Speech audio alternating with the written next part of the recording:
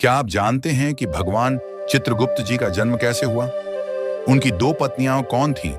उनके 12 पुत्रों के नाम क्या थे? और कैसे उनसे कायस्थ वंश की स्थापना हुई?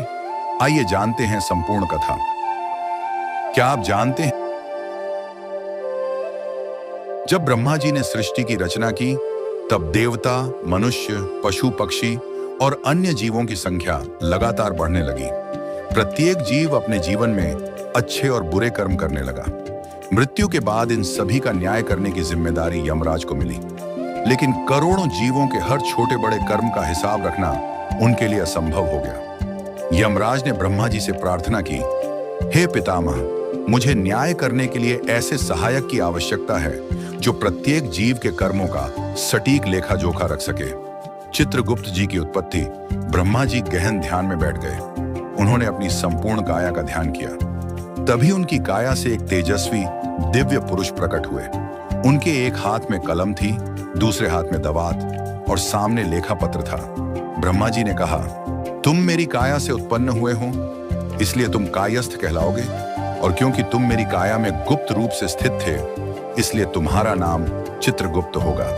ब्रह्मा जी ने उन्हें आदेश दिया, आज से तुम संसार के प्रत्येक जीव के जन्म से मृत्यु तक के सभी कर्मों का लेखा रखोगे और यमराज को न्याय करने में सहायता करोगे।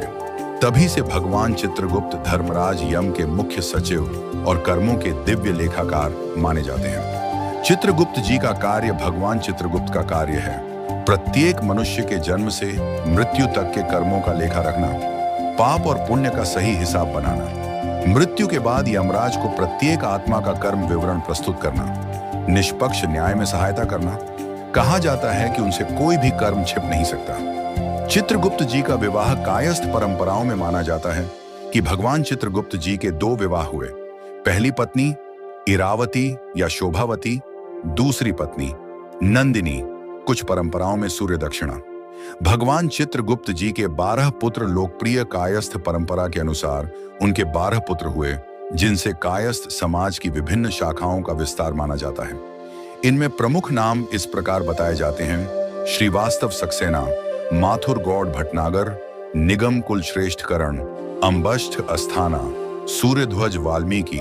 कुछ परंपराएं इन शाखाओं के पूर्वजों के व्यक्तिगत नाम जैसे चारु, सुचारु, मतिमान, हेमवान, भानु आदि भी बताती हैं।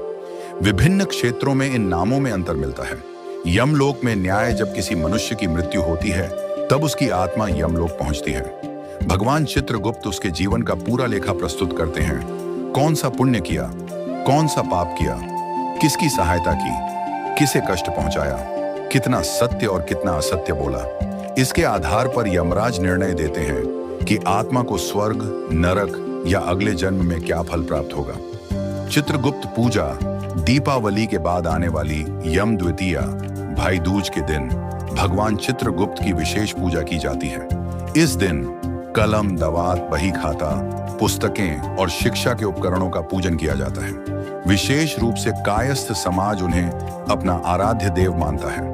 भगवान चित्रगुप्त का संदेश। भगवान चित्रगुप्त की कथा हमें यह शिक्षा देती है कि हर कर्म का फल अवश्य मिलता है। सत्य और न्याय का मार्ग सबसे श्रेष्ठ है। कोई भी कर्म छिपता नहीं। अच्छे कर्म ही मनुष्य की सबसे बड़ी संपत्ति है। समापन। भगवान चित्रगुप्त केवल कर्मों के लेखाकार नहीं, बल्कि न्याय, सत्य, ईमानदारी और धर्म के प्रतीक हैं। उनकी कथा हमें प्रेरित करती है कि हम ऐसा जीवन जिए जिस पर हमें स्वयं भी गर्व हो और जिसका लेखा चित्रगुप्त जी के सामने भी उज्जवल हो।